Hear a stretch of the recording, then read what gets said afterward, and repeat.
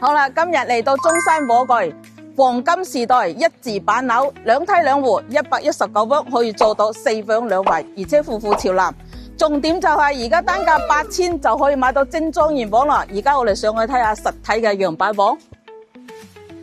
好啦，上到嚟119方4房2廳2衛，南北對流。呢度3公里範圍之內咧有7所幼兒園，1所初中。睇下呢邊飯廳嘅設計，低密度嘅住宅啊，兩梯兩戶，戶戶朝南嘅。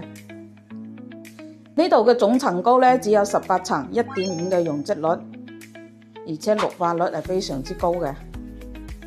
火炬嘅項目，2梯4戶啊，南北通透。